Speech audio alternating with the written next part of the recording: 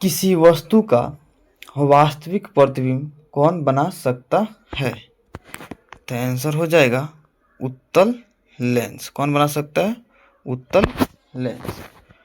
Photography का अदृश्य होता है। फोटोग्राफी का क्या अदृश्य होता है? तो आंसर हो जाएगा उत्तल लेंस।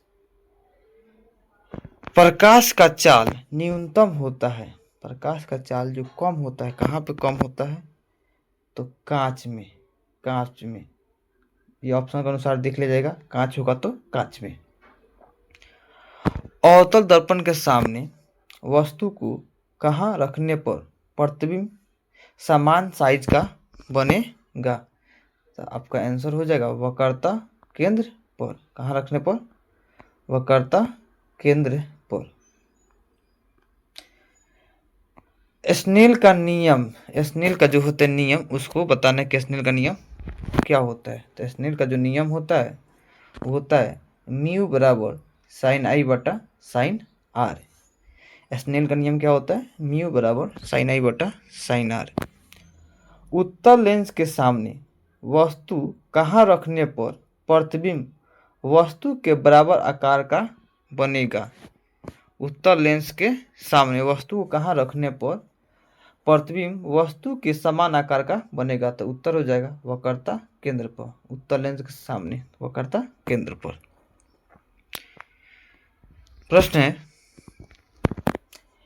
25 सेंटीमीटर फोकसांतर वाले अवतल लेंस की क्षमता कितनी होगी? 25 सेंटीमीटर फोकसांतर वाले, तो इसका आंसर हो जाएगा +4D। +4D नहीं, +4D नहीं, -4D। जल का अपवर्तनांक कितना होता है? जल का जो अपवर्तनांक होता है 1.33। 1.33। जल का अपवर्तनांक कितना होता है? 1.3। हीरा का होता है 2.42। हीरा का अपवर्तनांक जो होता है 2.42 होता है। कौन सा लेंस में वास्तविक और आभासी दोनों प्रकार का प्रतिबिंब बनता है? कौन सा लेंस में वास्तविक और आभासी दोनों प्रकार का प्रतिबिंब बनता है? तो उत्तर हो जाएगा आपका उत्तल लेंस। उत्तल लेंस में वास्तविक और आभासी दोनों प्रकार का प्रतिबिंब बनता है। एक लेंस का क्षमता +5D है। एक लेंस का जो क्षमता है वो +5D है। वह किस प्रकार का लेंस है?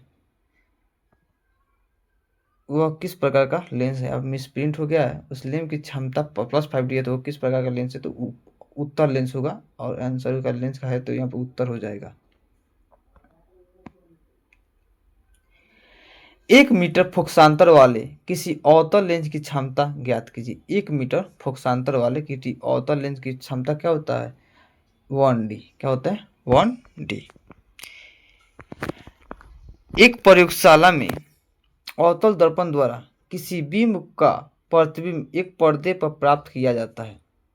दर्पण की फोकस दूरी को निर्धारित करने के लिए प्रयोगकर्ता को मापन की जरूरत है। मतलब मापन की क्या क्या जरूरत पड़ेगी? तो सबसे पहले मापन की जरूरत पड़ेगी दर्पण तथा पर्दों के बीच की दूरी। दर्पण और पर्दों के बीच की दूरी। दूसरा दर्पण तथा बिंब के बीच की दूरी। ये वाला कौन कौन हो जाएगा? दर्पण तथा पर्दे के बीच की दूरी, दर्पण तथा बिंब के बीच की दूरी। ऐसा पदार्थ जिनसे होकर प्रकाश आसानी से पार कर जाते हैं पारदर्शी पदार्थ कहलाते हैं। ऐसे पदार्थ जिनसे होकर पदार्थ आसानी से पार कर जाए पारदर्शी पदार्थ कहलाते हैं। किस दर्पण द्वारा किसी वस्तु का वास्तविक प्रतिबिंब मिल सकता है? किस दर्पण द्वारा? वास्तविक पूछ रहा है तो वास्तविक में केवल अवतल दर्पण होगा। केवल अवतल दर्पण। किस दर्पण द्वारा किसी वस्तु का काल्पनिक प्रतिबिंब मिल सकता है? काल्पनिक पूछ सकता है तीनों मिल जाएगा, लेकिन केवल वास्तविक पूछेगा तो अवतल होगा। काल्पनिक तीनों होगा। वस्तु से छोटा और आभासी प्रतिबिंब किस दर्पण से प्राप्त होता है? वस्तु से छोटा, तो ये हो जाएगा आपका उत्तल दर्पण। उत्तल दर्पण से वस्तु से छोटा और आभासी प्रतिबिंब प्राप्त होता है। अवतल दर्पण की फोकस दूरी उसकी वक्रता त्रिज्या के आधी होती है। उसकी वक्रता त्रिज्या की आधी होती है।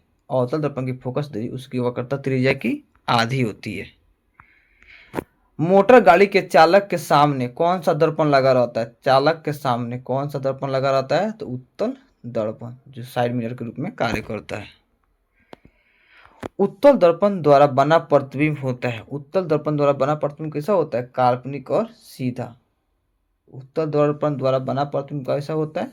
काल्पनिक और सीधा। जबकि अवतल दर्पण द्वारा बना प्रतिबिंब वास्तविक और उल्टा होता है। संबंध F बराबर R/2 सत्य है। ये कहाँ पे? अवतल दर्पण अवतल दर्पण दोनों में सत्य होगा। F बराबर R/2 कहाँ पे सत्य होगा? अवतल दर्पण और उत्तल दर्पण दोनों में सत्य होगा। ये जब प्रकाश की एक किरण एक माध्यम से दूसरे माध्यम में जाती है तो अपने पूर्व पथ से विचलित हो जाती है। इसे क्या कहते हैं? इसे कहते हैं प्रकाश का अपवर्तन। जब एक माध्यम से दूसरे माध्यम में जाती है तो अपने पूर्व पथ से विचलित हो जाती है, इसे प्रकाश का अपवर्तन कहते हैं। प्रकाश की एक किरण जब विरल माध्यम से सघन माध्यम में जाती है तो वह अविलंब की ओर मुड़ जाती है। कहाँ मुड़ जाती है? अविलंब की ओर। क्वेश्चन बोल रहा है कि प्रकाश की एक किरण जब विरल माध्यम से सघन माध्यम में जाती है तब वह अविलंब की ओर मुड़ जाती है। जब प्रकाश की किरण दो माध्यमों को अलग अलग करने वाली सतह पर लंबवत पड़ती है तो बिना मुड़े सीधी निकल जाती है। बिना मुड़े, आंसर हो जाएगा बिना मुड़े सीधी निकल जाती है। जब प्रकाश की किरण दो माध्यमों को अलग अलग करने वाली सतह पर लंबवत पड़ती है तो बिना मुड़े सीधे निकल जाती है। पानी से भरे बाल्टी का गहराई कम मालूम पड़ने का कारण क्या है? प्रकाश का अपवर्तन। पानी से भरे बाल्टी का गहराई कम मालूम पड़ने का कारण क्या है? प्रकाश का अपवर्तन। जब प्रकाश के किरण सघन माध्यम से विरल माध्यम में जाता है तो अविलंब से दूर चला जाता है। कहाँ जाता है? अविलंब से दूर चला जाता है। जब प्रकाश की किरण सघन माध्यम से विरल माध्यम में जाता है तब वह अविलंब से दूर मुड़ जाता है। मानव नेत्र के लिए दृष्टि का अस्थायित्व होता है 1/16 सेकेंड। 1/16 सेकेंड। किसी वस्तु का प्रतिबिंब कहाँ बनता है? किसी वस्तु का प्रतिबिंब जब मनुष्य का खोपड़ी होता है उसमें कहाँ बनता है? तो रेटिना पर बनता है। कहाँ बनता है? रेटिना पर। किसी वस्तु का प्रतिबिंब रेटिना पर बनता है। नेत्र में प्रवेश करने वाले प्रकाश किरणों का अधिकांश परिवर्तन सतह होता है कॉर्निया के बाहरी पृष्ठ पर। कॉर्निया के बाहरी पृष्ठ पर। पुतली के साइज को कौन नियंत्रित करता है? परितारिका। पुतली के साइज को कौन नियंत्रित करता है? आंसर हो जाएगा परितारिका। आंख का व्यवहार होता है। आंख का व्यवहार कौन लेंस की तरह होता है? तो आंख का जो व्यवहार होता है वो उत्तल लेंस की तरह होता है। किस लेंस की तरह? उत्तल लेंस की तरह होता है।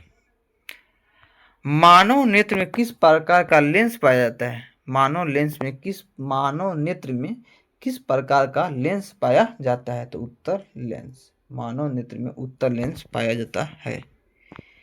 एक स्वस्थ आंख की दूरबिंदु क्या होती है? एक स्वस्थ इंसान कहाँ तक देख सकता है? इसका आंसर हो जाएगा अनंत तक। कहाँ तक? अनंत तक।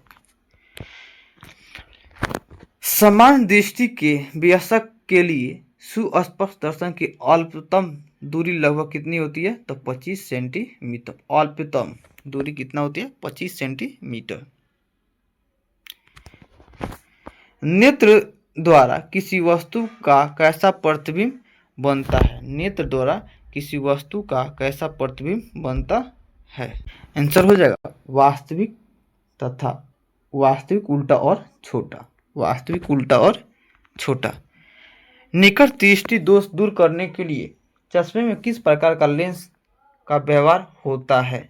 निकट दृष्टि दोष को दूर करने के लिए किस दर्पण का मतलब किस लेंस का उपयोग किया जाता है? तो उस उत्तर हो जाएगा अवतल लेंस। निकट दृष्टि दोष को अवतल लेंस और दूर दृष्टि दोष को उत्तल लेंस द्वारा।